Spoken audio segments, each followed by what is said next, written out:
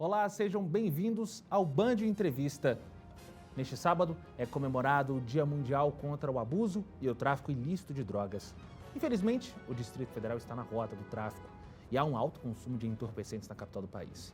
Mas as forças policiais estão atentas a esse problema. O número de apreensões de drogas sintéticas tem aumentado. Dados da Polícia Civil do DF apontaram que o acréscimo foi de mais de 400%. As drogas causam um grande prejuízo para o usuário e para toda a sociedade. Para se ter uma ideia, cerca de 5 milhões de brasileiros são usuários de entorpecentes. E sobre esse assunto, a gente conversa agora com a médica psiquiatra da Associação Psiquiátrica de Brasília, Sandra Peu. Doutora, muito obrigado por nos receber aqui, por estar com a gente no Band Entrevista. Para a gente começar então, qual a importância de se ter uma data como essa para discutir um assunto como este? Olá, Rodrigo, obrigada pelo convite.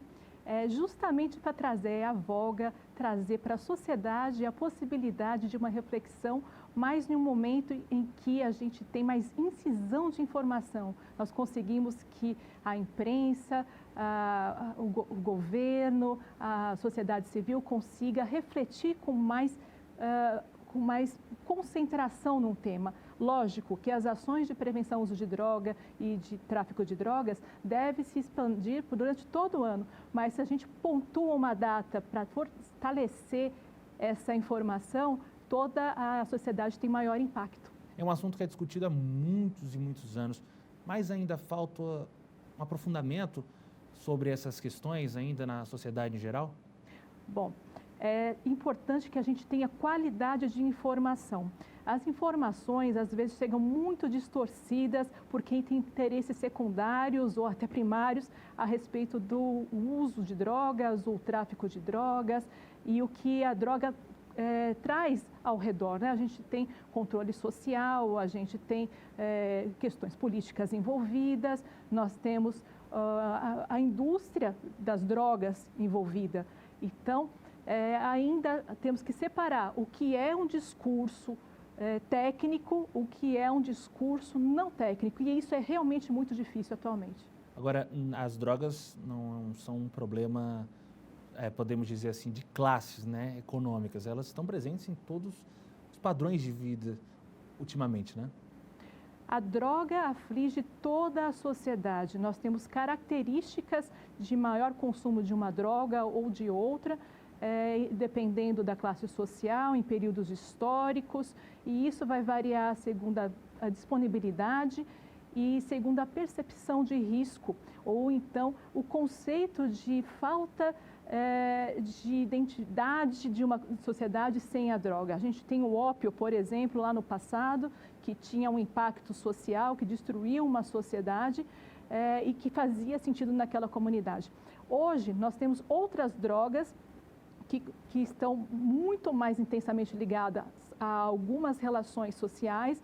Então, a droga de maior uso, de prevalência numa comunidade de pessoas mais pobres é diferente da droga usada, por exemplo, numa rave, numa festinha. Mas o problema da droga em si vai afetar todo mundo. A gente mostrou, né, que o combate está sendo feito, as apreensões aumentando. Isso significa o quê? Que tem menos droga nas ruas ou tem mais drogas? O tráfico está presente, a fiscalização tem que se manter intensificada? É um problema grave ainda, então, né? O que eu compreendo é que se está tendo maior apreensão de drogas é porque a polícia está funcionando muito melhor. A quantidade de drogas sempre foi muito grande, a disponibilidade de drogas na sociedade sempre foi muito grande. A gente está falando das ilícitas, né? Então tem que pensar também nas drogas lícitas, no álcool, no tabaco, em que nós conseguimos mudar o consumo por conta da forma de propaganda, da restrição do acesso, mas a forma que nós temos de restringir o acesso a drogas ilícitas é realmente fazendo grandes apreensões e controlando o tráfico, principalmente na sua origem.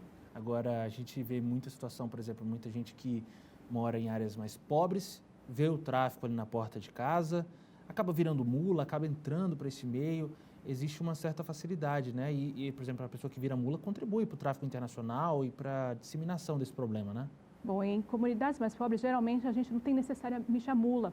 A mula vem para transportar quantidades maiores de drogas e geralmente cocaína por conta da concentração maior. São pessoas que fazem tráfico, em geral, entre países. O que nós temos nas comunidades são os aviõezinhos, principalmente crianças. As pessoas acabam delegando, né, os traficantes que fazem o comando de tráfico costumam delegar para as crianças, até por conta do Código de Estatuto da Criança e do Adolescente, que dá restrições menores se uma criança ou um adolescente pratica o tráfico de drogas do que se for um adulto. Então, quanto maior a restrição ao tráfico, menor a possibilidade de termos pessoas envolvidas com o tráfico. Então, existe uma hierarquia muito grande, né? Tem aviãozinho, como a senhora falou, mula, é um sistema organizado que entra na sociedade e impacta em todas as formas possíveis, né? Não só no usuário, né? Que nem a gente falou, na vida das pessoas que estão próximas também, essas pessoas, né? Certo. Nós temos, por exemplo, uma possibilidade de identidade quando, baseado naquilo que a gente vê perto da gente, que é figura de poder. Quem é a pessoa que é mais poderosa ao nosso redor? Quem é a pessoa que é a referência naquela comunidade? Se a referência naquela comunidade for um traficante, a possibilidade das pessoas que querem se tornar uma referência ou que se esperam numa referência é buscar o tráfico. E isso é uma questão de estruturação social. Mas isso acontece só nas comunidades menores? Não, a gente vê, por exemplo, artistas fazendo propagandas de drogas, claramente, né? Propaganda mesmo. E aí as pessoas que, independente de classe social, vão se identificar com esses artistas, vão diminuir a percepção de risco e vão aumentar o consumo de drogas, vão achar que não faz mal, que não tem problema nenhum, que se tal pessoa famosa ou tal pessoa poderosa faz uso, por que não eu, né? Continuando esse nosso bate-papo, doutora, muitas vezes as pessoas se perguntam, né, por que a pessoa entrou nesse meio das drogas, por que começou a utilizar, mas existe uma predisposição, né? As pessoas não sabem disso muitas vezes, mas quem tem um histórico familiar está predisposto a passar por esse problema, né? A dependência química, Rodrigo, é multifatorial.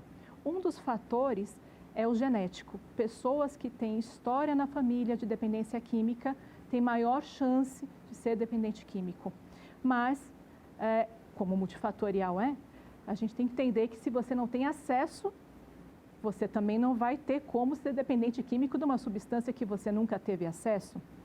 Além disso, as questões de impacto de observação de risco também levam a maior consumo. Uma população que tem menor percepção de risco do uso de drogas, sejam quais forem, tem maior chance de ter maior número de pessoas dependentes químicas. É muito difícil a pessoa ter o conhecimento sobre esse problema sozinho, né? Ter esse autoconhecimento. Muitas vezes alguém tem que alertar, tem que acontecer uma situação um pouco mais complicada, mais drástica para isso acontecer. É uma regra, assim, vamos dizer? Acontece muito? Rodrigo, é importante justamente esses momentos como nós temos aqui para poder falar a respeito. Poucas pessoas sabem, por exemplo, o impacto das drogas nas famílias.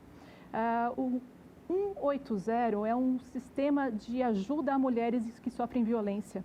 Nós sabemos que 180 recebe muito maior número de ligações nos dias de quarta-feira e de domingo. Sábado à noite não, domingo à noite. Sábado, desculpa, por conta do dia de jogo. Dia de jogo aumenta o consumo de etílicos e o consumo de álcool leva a maior violência doméstica. Ambientes onde famílias onde há abuso de substância, a maior violência doméstica. Crianças que nascem em lares onde há um dependente químico têm pior desempenho acadêmico, tem na vida adulta, tem piores empregos, tem piores desempenhos na vida por si.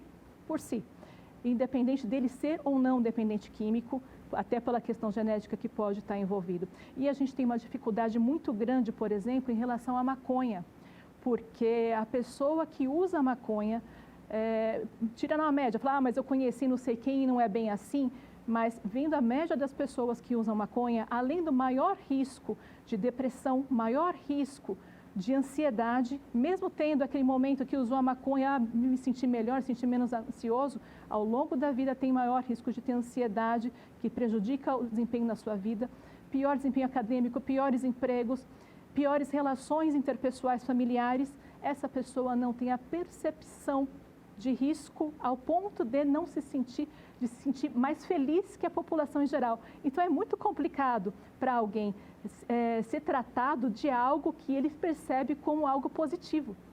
E é muito comum essa questão nas drogas, né? Você vai no ápice, depois vem a queda, aquela sensação ruim, então é difícil lidar com isso também, né? Uma droga precisa necessariamente gerar tolerância e abstinência se você interrompe o uso. E algumas drogas têm momentos de abstinência muito dolorido mesmo. E a prática, às vezes, quando você está na abstinência, acaba se expondo o indivíduo a circunstâncias de ficar socialmente derrubado, não simplesmente da parte física, né? Então, por exemplo, a gente tem cocaína e seus derivados, um adulto jovem que infarta, em geral, tem maior risco por conta do uso de cocaína, e às vezes a degradação humana é muito grande. Eu duvido que alguém vá me dizer que uma mulher, por exemplo, que está na Cracolândia, grávida de alguém talvez que ela nem saiba quem é, né? Em situação de vulnerabilidade, então ela não tem ajuizamento crítico para saber o que está fazendo, se expõe a estupros para conseguir uma pedra de crack, ninguém vai me dizer que essa mulher está gostando de estar nessa situação. E intervir, às vezes, é muito complicado, porque nem sempre é compreendido pela sociedade que essa pessoa parou de ter ajuizamento crítico, porque a dependência química é, antes de tudo, uma doença que interrompe a possibilidade do desejo da pessoa ser controlado. A impulsividade, às vezes, é maior que a possibilidade dela controlar o desejo. E quando a gente chega nesse estágio, tem o tratamento, tem tudo que envolve isso. Isso tem um gasto também, né? Acaba caindo na conta do cofre público, vamos assim dizer, né? Então, o SUS está pronto para isso? Ele tem que melhorar também nesse sentido? Infelizmente, o SUS é muito pouco adequado ao tratamento da dependência química. Até porque nós tivemos na construção do SUS em relação ao tratamento das doenças mentais, a negação das doenças mentais, a negação da interpretação que a dependência química é uma doença. Por muitos anos nós ouvimos o discurso, meu corpo, minhas regras, eu uso se eu quiser, eu paro se eu quiser. E hoje nós entendemos, tecnicamente, que o se eu quiser ficou para trás há muito tempo quando existe a doença.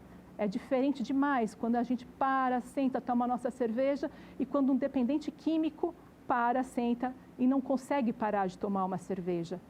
E isso vai desde drogas que têm uma percepção social de menor risco, um tabaco ou um álcool, uma cerveja, né? Ou até de alto risco, anfetaminas, cocaína, maconha. E maconha, por exemplo, de novo na maconha, as pessoas não têm a percepção de risco. Nós vemos produtos sendo vendidos.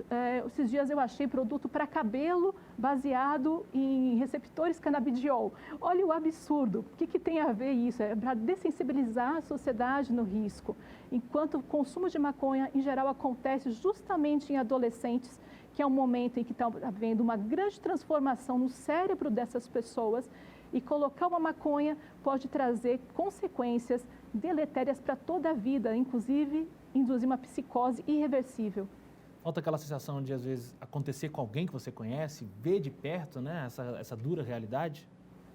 Eu acredito que sim, ou então a possibilidade de interpretar isso como normal ou anormal. É tão banal ver uma pessoa caída na rua, deitada na rua, alcoolizada, ou porque usou crack, ou porque usou qualquer outra substância, e a gente passa por essa pessoa e não entende que ela está doente, da mesma forma que alguém poderia cair na rua porque teve uma convulsão, porque teve um infarto. Nós entendemos de uma forma tão banalizada que ninguém para chamar o SAMU para ajudar essa pessoa, ninguém entende que ela está doente. E isso é uma construção que tem que ser desfeita na nossa sociedade. Doutora, para a gente continuar esse nosso bate-papo, existe uma pesquisa aqui feita pela Universidade de Brasília, né, na questão do combate às drogas, que consegue identificar onde há maior consumo, onde há maior circulação das drogas pelo esgoto. Explique essa pesquisa para a gente, por favor. Bom, existe uma pesquisa, não vou lembrar exatamente o ano, mas a gente, em 2019, havia a perspectiva, inclusive, de se estender para o Brasil todo. Não sei se vai acontecer, eu acho que talvez sim, espero que sim, mas a partir de resíduos que são usados na produção de drogas, de alguns tipos de drogas, né, ou então resíduos das próprias drogas, a gente faz levantamento do esgoto e observa se existem esses resíduos e a concentração. Em períodos de carnaval, você consegue observar que em alguns locais da cidade tem maior consumo, então um outro local da cidade tem menor consumo, e você pode fazer um mapeamento do consumo e talvez também dos locais de elaboração química dessas substâncias. Isso, sem dúvida, é um grande reforço, né, no combate Sim. às drogas, né? Sim. Doutora, então vamos entrar num assunto também um pouco delicado, né, sobre esse tema que é a descriminalização das drogas, né? Alguns países já vêm adotando algumas medidas mais brandas em relação, por exemplo, ao uso da maconha, mas aqui no Brasil é algo muito distante da nossa realidade, é algo que vai trazer um impacto mesmo ou não, pode aumentar o consumo? Qual é o cenário atual do país sobre esse assunto? Bom, a possibilidade, do meu entendimento, e eu acho que de todas as pessoas que têm uma visão técnica a respeito, é que isso é um terror. É absurdo pensar na possibilidade de legalização de drogas, de todas as drogas, como o Supremo vem apontando por alguns juízes do Supremo, né? Mesmo pensando, mas vamos legalizar a maconha. Existe todo um entorno de organização, de sensibilização da sociedade. Vamos falar, maconha terapêutica, maconha medicinal. Não existe maconha medicinal. O que existe é uma substância de uma maconha específica e a partir dessa substância é produzido uma medicação usada em condições de exceção para pouquíssimas doenças.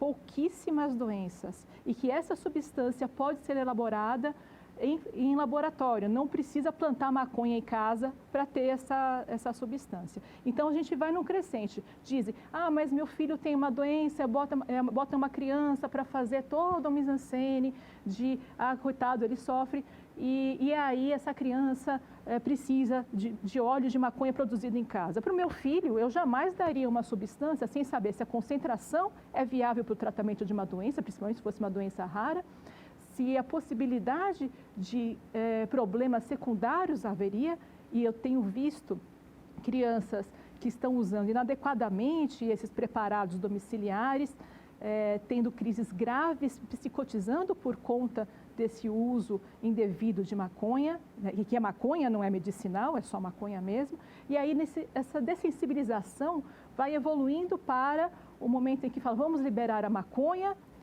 para o uso recreativo. Bom, temos uma nova legislação desde 2009 no país que não criminaliza o dependente químico, que não criminaliza quem está usando drogas, ao contrário, apoia para que ele se trate, e se trate de uma maneira adequada. Daí vem o pessoal falar, mas estão acabando com a redução de danos. Não, redução de danos é um caminho para o tratamento.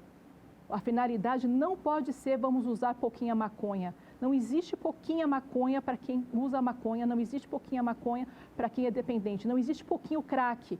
Sempre vai ser lesivo, sempre vai ser deletério. Então, essa construção de legalização de drogas, para traficar, porque a legalização é para você plantar, em grandes quantidades, inclusive, para traficar, porque você não pode determinar quanto é uma quantidade que é adequada ou não para se consumir individualmente, né? Então, o que seria, eu uso tantas gramas, o outro usa mais, não faz sentido, e acaba diminuindo a percepção de risco e acaba aumentando o consumidor das drogas ilícitas.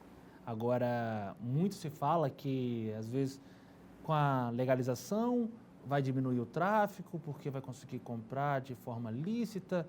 Existem estudos que comprovam essa teoria ou pelo contrário? Bom, a experiência que a gente tem visto em outros países, como o Uruguai, Estados Unidos, na Holanda, a gente vê justamente o oposto, né? A legalização aumentou o consumo. E tem que ser ou muito picareta ou muito inocente para acreditar que alguém que comprava uma coisa ilícita da mão de um traficante vai passar a comprar na farmácia, muito mais caro e cheio de imposto, né? Obviamente ele vai comprar do traficante, não tem por que você aumentar. Você aumenta o mercado consumidor. Um dos motivos para as pessoas não consumirem drogas é o fato da proibição do consumo de drogas, né, de serem um ato ilícito, não consumir, mas traficar, né?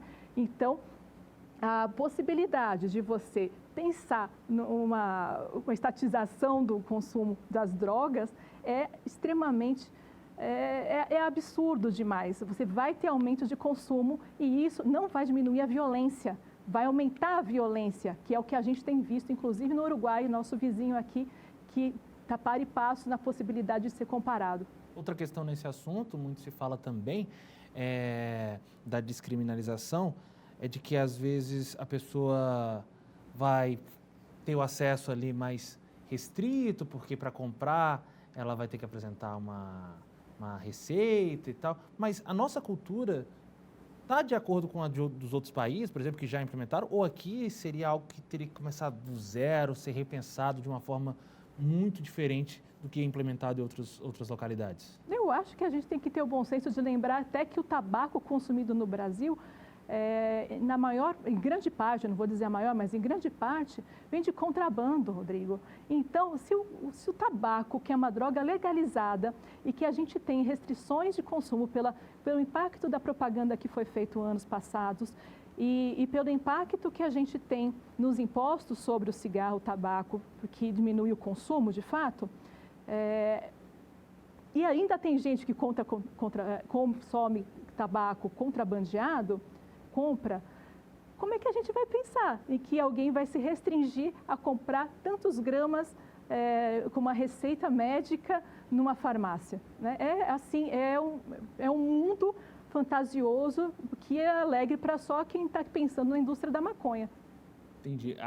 Nos últimos tempos esse assunto vem ganhando força, né? Dessa descriminalização, vem muita gente se engajando, mas é preciso então ampliar o conhecimento sobre o assunto para ter uma visão mais clara, não apenas se direcionar ali no lado de quem precisa, pela questão médica, de quem é o consumidor ou de quem é o estudioso. Tem que ter um macro, né, para ter uma visão mais completa sobre isso.